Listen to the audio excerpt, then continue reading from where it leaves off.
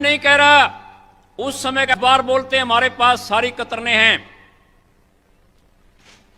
उन सारी कतरनों को आधार बनाकर हमारे एक भक्त ने, भाई ने एक पुस्तक लिखी, सच बनाम झूठ। उसमें भ्रष्ट जजों के या अन्यायकारी जजों के नाम दिए गए जो अपनी ड्यूटी से कोताही करते थे, उनके नाम दिए।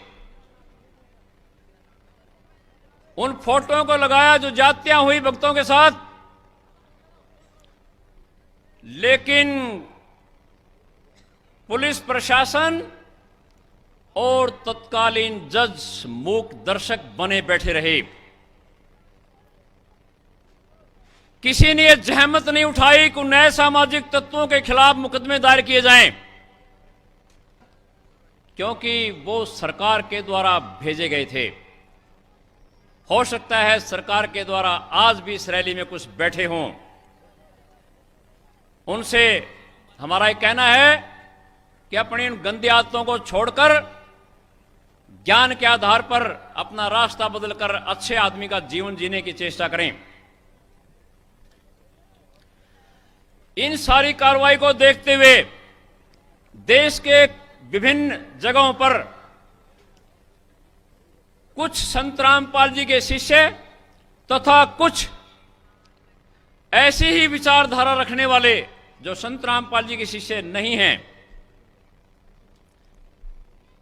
अपनी मीटिंगें शुरू करी कि क्या जुल्म हो रहा है। और अंत में 14 अगस्त 2010 को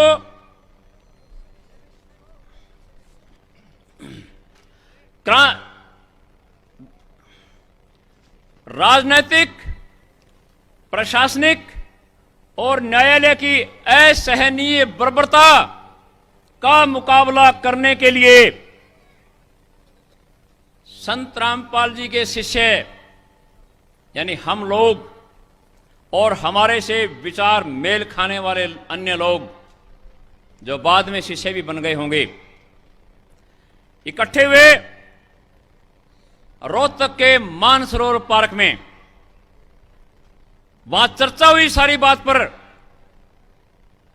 इस चर्चा में से निकल कर आया ऐसी समिति का गठन किया जाए जो सत्य आध्यात्मिक ज्ञान के प्रचार प्रसार को करने वाले संतों व अन्य संस्थाओं का साथ दिया जाए। कोई गुंडा तत्व बीच में दखल डालता है तो उनको आध्यात्मिक ज्ञान के बल पर प्रेम से समझाकर रास्ते पर लाया जाए।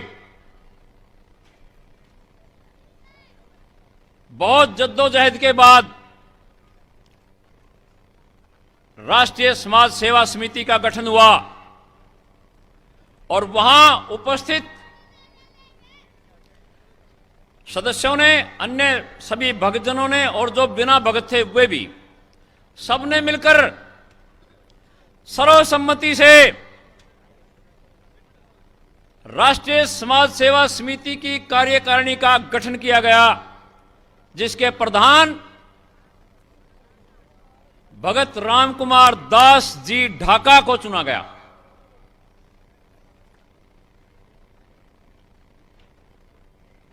आज इस समिति ने देखा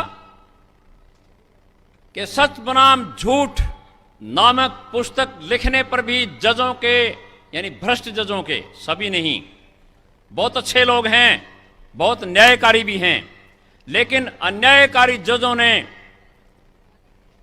न्यायालयों की गरिमा को गिराया है। राष्ट्रीय समाज सेवा समिति ने उस गिरती हुई गरिमा को संभालने के लिए ऐसे भ्रष्ट जजों का ध्यान आकर्षित करने के लिए तथा सत्य आध्यात्मिक ज्ञान के जरिए उनको समझाकर उनका रास्ता बदलने के लिए एक पुस्तक और लिखी, जिसका नाम है न्यायालय की गिरती गरिमा।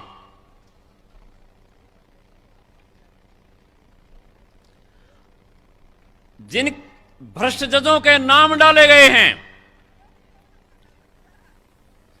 उनके बारे में कोई पूछताछ नहीं की गई,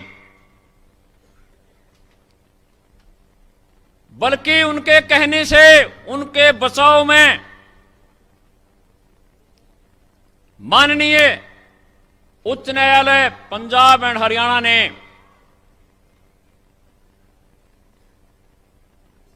हमारी समिति के अध्यक्ष भगत राम कुमार दास जी को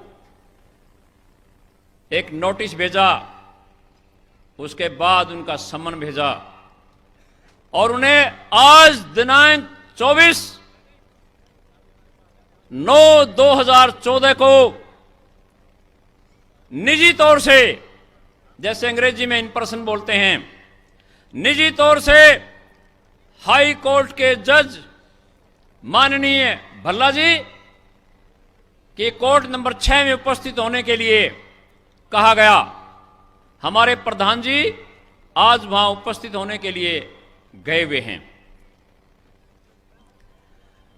अब हम ये कहना चाहते हैं कि हमने ये पुस्तक किसी का अपमान करने के लिए नहीं छापी, हमने भ्रष्टाचार में लिप्त कुछ जजों को ज्ञान के आधार पर समझाने की चेष्टा की है, ताकि वे भी अपना रास्ता ठीक चुन लें। आध्यात्मिक ज्ञान ये कहता है कि जिस तरह से हम परमात्मा के बच्चे हैं, उसी प्रकार वे भ्रष्ट जज भी परमात्मा के बच्चे हैं। तभी तो इतने ऊंचे पदों पर गए। वो भूल गए परमात्मा है, वो सब देख रहा है। हम जगह जगह ये लिखा देखते हैं, सावधान, आप सीसीटीवी कैमरे की नजर में हैं। हम उन भ्रष्टजों को बताना चाहते हैं कि ए माननीय कहने वाले जज साहिबान, आप परमात्मा की नजर में हैं। परमात्मा अपने बहके हुए बच्चों को बहकने नहीं देते। जिस किसी तरीके से अपने बच्चों को संभालते हैं, पुचकार कर, धमका कर, थोड़ा बहुत लालच देकर अपने बच्चों को लाइन पर लाते हैं।